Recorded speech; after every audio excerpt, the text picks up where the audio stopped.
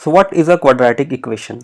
कोई भी इक्वेशन होती है उसको किसी वेरिएबल के फॉर्म में लिखा जाता है या वेरिएबल में लिखा जाता है, और वो वेरिएबल्स क्या हो सकते हैं? जनरली x, y या z, ये जनरली लिखने में वेरिएबल्स इस्तेमाल होते हैं। इसके अलावा u, v, t इस तरह के वेरिएबल्स को भी इस्तेमाल किया जा सकता है।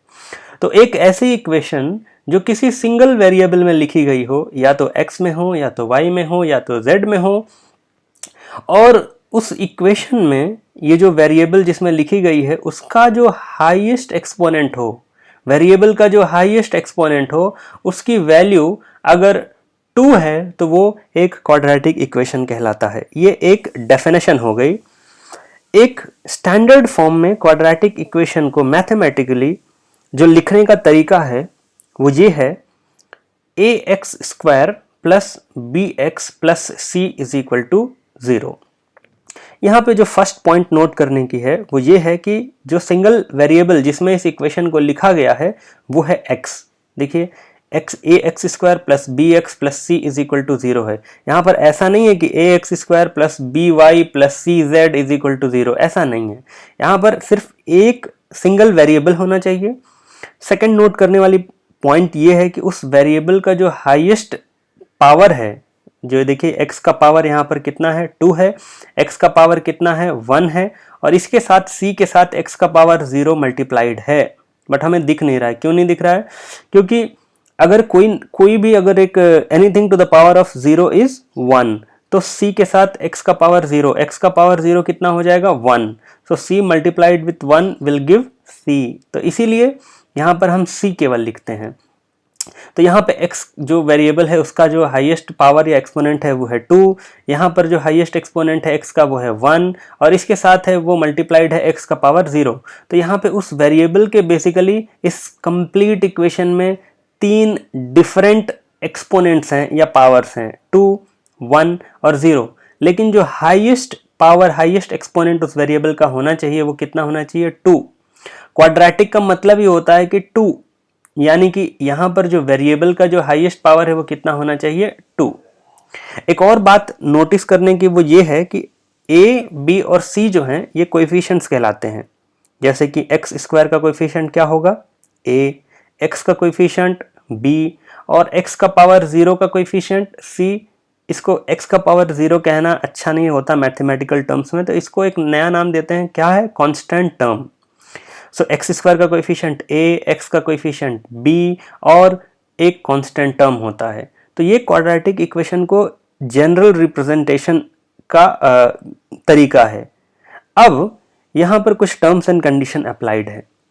जैसे अभी हमने बात की कि वेरिएबल के बारे में जो टर्म्स एंड कंडीशन है कि उसका जो हाईएस्ट पावर है वो होना चाहिए 2, तो वैसे ही जो कांस्टेंट या कोएफिशिएंट्स हैं उनके बारे में जो टर्म्स एंड कंडीशन है वो ये है कि a, b और c जो है वो रियल नंबर्स होने चाहिए। नंबर्स को बहुत डिफरेंट कैटेगरीज में बेस्ड ऑन डिफरेंट क्राइटेरिया हम जो है सेग्रीगेट कर सकते हैं या क्लासिफाई कर सकते हैं। नंबर्स की जो फैमिली है वो काफ़ी बड़ी है, बट एक जो क्लासिफिकेशन का तरीका वो है कि रियल नंबर्स और इमेजिनरी नंबर्स। इमेजिनरी नंबर्स आप आने वाली क्लासेस में कॉम्प्लेक्स नंबर चैप्टर में पढ़ेंगे, जो कि आपके सिलेबस का पार्ट नहीं है। रियल नंबर्स बेसिकली हमने पढ़ा है, रियल नंबर्स नेगेटिव भी हो सकते हैं, पॉजिटिव भी हो सकते हैं और ज़ीरो भी हो सकते हैं। नंबर लाइन में आपने देखा होगा। तो यानी कि a, b और c जो है वो रियल नंबर्स होने चाहिए, पहली टर्म्स एंड कंडीशन है। अब ध्यान देने की बात यह है सेकंड कंडीशन पे कि जो a है यानी कि x² का कोएफिशिएंट है वो कभी भी 0 नहीं होना चाहिए। इन शॉर्ट b और c जो है 0 हो सकते हैं, लेकिन a को कभी 0 नहीं होना है। क्या आप सोच सकते हैं ऐसा क्यों? चलिए इसको a is equal to 0 put करके ही देख लेते हैं कि क्या होता है। अगर हम a is equal to 0 put करेंगे इस दी हुई स्टैंडर्ड फॉर्म में, तो यहाँ पे a की जगह पे 0 रखने पे 0x² plus bx plus c is equal to 0 आएगा। अब ये जो इक्वेशन है इसमें 3 टर्म्स हैं। फर्स्ट टर्म जो है ये वैनिश हो जाएगा 0x², क्योंकि 0 से मल्टीप्लाई किया आपने x² को तो ये तो 0 हो गया, वैनिश, खत्म। अब जो बचा वो क्या बचेगा? bx plus c is equal to 0। तो अब जो बड़ा क्वेश्चन है वो ये है कि क्या ये एक क्वाड्रेटिक इक्वेशन रह जाएगा a is equal to 0 put करने के बाद इस स्टैंडर्ड फॉर्म में? तो इसका आंसर है कि नहीं, और उसका रीज़न जो है वो ये है कि यहाँ पर जो x का हाईएस्ट पावर है वो कितना है, 1 है इस इक्वेशन में। bx प्लस c ये बची हुई इक्वेशन है after putting a is equal to 0 in the standard form.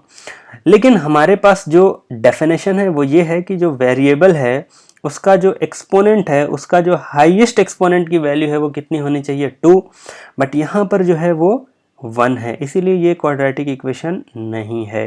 तो सेकंड कंडीशन ये कहता है कि a जो है कभी 0 नहीं होना चाहिए, b और c 0 हो सकते हैं लेकिन a जो है 0 नहीं होना चाहिए। कुछ एग्जाम्पल्स ऐसे हो सकते हैं जैसे 2x square plus 7x plus 6 is equal to 0। यहाँ पर देखिए a जो है 2 है, b जो है 7 है और c जो है 6 है, और ये x के टर्म में लिखा गया है, यहाँ पर वेरिएबल क्या है, x है। वैसे ही y के जो टर्म में इक्वेशन लिखी जा सकती है वो है, z के टर्म में लिखी जा सकती है वो ये है। तो ये हो गए क्वाड्रेटिक इक्वेशन की डेफिनेशन, और आने वाली क्लासेस में हम ये देखेंगे कि एक क्वाड्रेटिक इक्वेशन को आइडेंटिफाई कैसे कर सकते हैं कि एक दी हुई इक्वेशन है वो क्वाड्रेटिक इक्वेशन है कि नहीं है। तो वो नेक्स्ट क्लास में है।